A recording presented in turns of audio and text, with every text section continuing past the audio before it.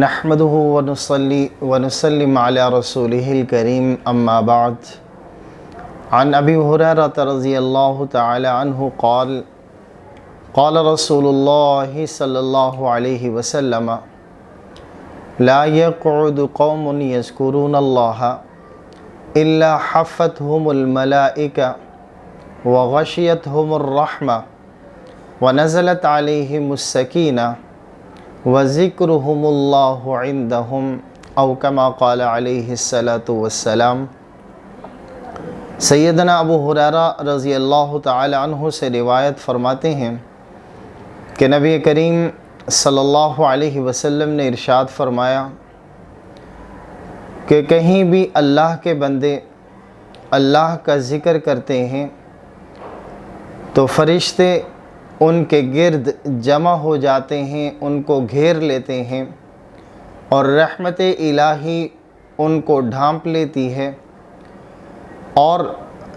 سکینہ کی کیفیت ان پر نازل ہوتی ہے اور اللہ رب العزت ان کا ذکر اپنے معتبر ملائکہ میں کرتے ہیں. سامعین محترم، آج ہر انسان سکون کی تلاش میں ہے. ہر دور میں ہر انسان سکون، چین اور اطمینان کی تلاش میں رہا ہے، اور اس اطمینان اور سکون کو حاصل کرنے کے لیے انسان نے خود سے مختلف راستے چنے اور انتخاب کیا. کسی نے رسالوں اور کتابوں کو پڑھ کر سکون حاصل کیا،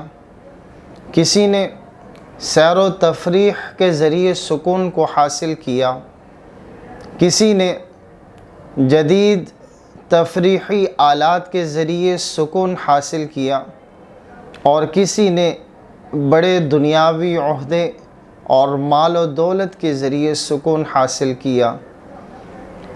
یہ بات اپنی جگہ درست ہے کہ یہ تمام کی تمام چیزیں، ان کے ذریعے انسان کو وقتی طور پر سکون حاصل ہو جاتا ہے،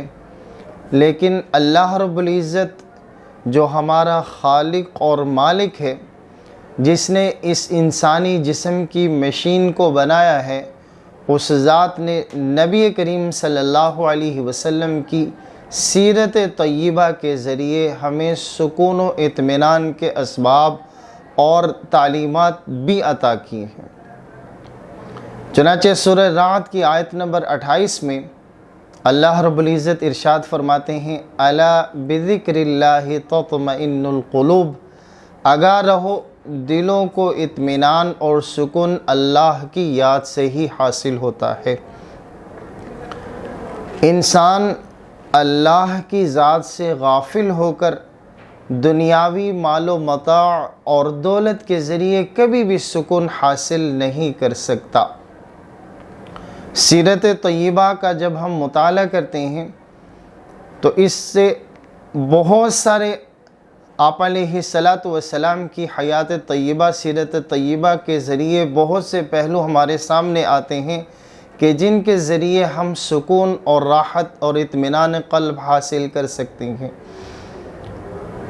نبی کریم صلی اللہ علیہ وسلم کی سیرت طیبہ سے ایک پہلو ہمیں یہ بھی ملتا ہے کہ سکون حاصل کرنے کا ایک ذریعہ نماز بھی ہے. نبی کریم صلی اللہ علیہ وسلم کو جب بھی کوئی پریشانی لاحق ہوتی، آپ علیہ الصلاۃ والسلام فوراً نماز کی طرف متوجہ ہو جاتے. تیز آندھی شروع ہو جاتی، سورج گرہن، چاند گرہن اس موقع پر بھی، اور اسی طرح قحط سالی ہو جاتی، تب بھی آپ علیہ الصلاۃ والسلام نماز کے ذریعے سکون حاصل کرتے تھے. نماز کے ذریعے آپ علیہ الصلاۃ والسلام نماز کسوف، نماز خسوف، صلاۃ الاستسقاء، اس کے ذریعے نبی کریم صلی اللہ علیہ وسلم نے اپنی امت کو اطمینان قلب کے ذرائع سکھائے. اور اسی طرح نبی کریم صلی اللہ علیہ وسلم کی حیات طیبہ سے ایک پہلو یہ بھی ملتا ہے کہ دوسروں کے حقوق ادا کرنے سے بھی اطمینان قلب نصیب ہوتا ہے. آپ علیہ الصلاۃ والسلام نے اپنی تعلیمات کے ذریعے امت کو یہ تک سکھایا کہ خود کھا کر انسان کو اتنا سکون حاصل نہیں ہوتا جتنا دوسروں کو کھلا کر سکون قلب اور اطمینان قلب انسان کو حاصل ہوتا ہے۔ اور اسی طرح جو انسان کے دل کو بے چین کرنے والی چیز ہے وہ حسد ہے۔ حسد ایک ایسی چیز ہے کہ جس کی وجہ سے انسان کا دل بے سکونی میں رہتا ہے، بے چینی میں رہتا ہے، یہاں تک کہ جلن محسوس کرتا ہے۔ تو اس حسد جیسی بیماری کو اپنے اندر سے ختم کرنا یہ بھی سکون قلب کا ایک ذریعہ ہے۔ اور اسی طرح سیرت طیبہ صلی اللہ علیہ وسلم سے ہمیں یہ بھی ملتا ہے قناعت، کہ جو شخص قناعت حاصل کرتا ہے اس کو بھی سکون قلب حاصل ہوتا ہے۔